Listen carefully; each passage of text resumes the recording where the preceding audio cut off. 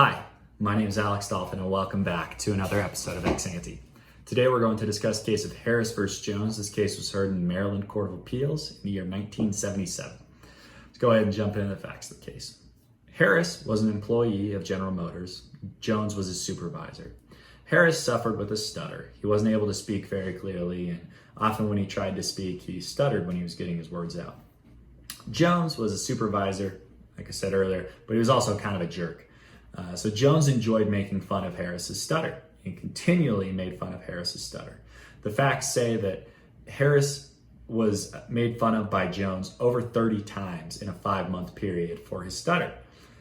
Harris claims that his stutter got even worse because of this, because his stutter was manifested itself because of his nervousness. And Jones just made him more and more nervous about not being able to speak effectively. Harris was so sad about the way his manager was treating him that he asked him, he's like, hey man, will you let me out of your team? I don't really want to work underneath you anymore. You're just kind of insulting and offensive to me constantly. Jones said, no, sorry, you're going to stay in my team. Harris was so dissatisfied, eventually he felt like he needed to do something. So he brought a suit and he brought it underneath the cause of intentional infliction of emotional distress. So he said that Jones's continual harassment, his bullying, actually constituted an intentional infliction of emotional distress, which is a tort, and he sought to recover for that. In the trial court, Harris was granted recovery. He did get some money back for his damages. Ultimately, GM was helping represent Jones, and they appealed this case to the next court, which is the Court of Appeals where we're at. So the issue is, where is the line drawn between insults, poking fun of, minor bullying, and intentional infliction of emotional distress?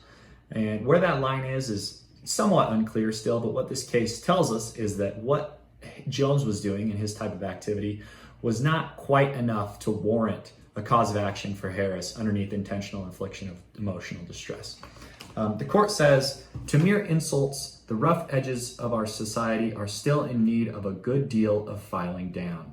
And in the meantime, plaintiffs must necessarily be expected and required to be hardened to a certain amount of rough language and to occasional acts that are definitely inconsiderate and unkind. The court in this case decided not to expand the intentional infliction of emotional distress tort to encompass any type of bullying or small level poking fun at someone. So that was a ruling. They ruled in favor of Jones. Harris lost his recovery, and that's the case.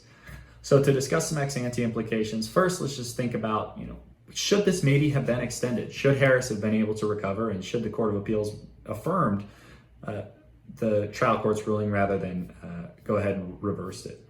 And that's something to think about, I think, because this was kind of an egregious activity. I mean, I think gutturally, when you first read the facts of this case and when you hear about what Jones was doing to Harris, you kind of do feel like Harris is going to succeed on an intentional infliction of emotional distress tort. Ultimately, he doesn't, and the court says because there just is some level of bullying.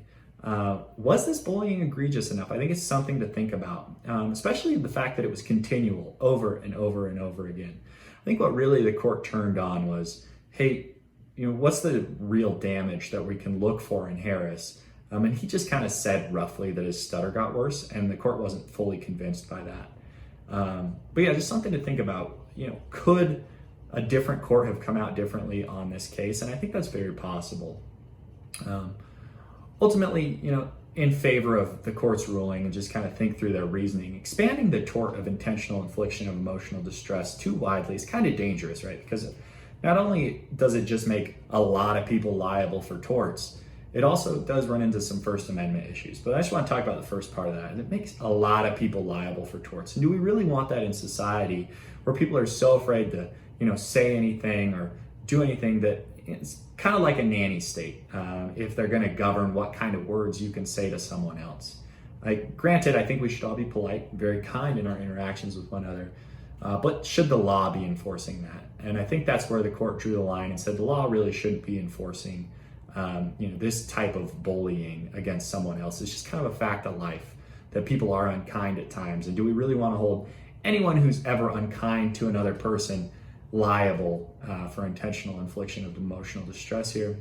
So the court just is reifying that, the trauma from this tort, to prove this tort, has to be really severe. It can't just be some type of, low level kind of, you have to objectively be able to see this emotional distress on the individual who's claiming it as a cause of action. So thanks so much for watching. I hope you enjoyed this video. If you do and you'd like to see more, go ahead and hit that subscribe button, and I hope you have a nice rest of your day. Bye.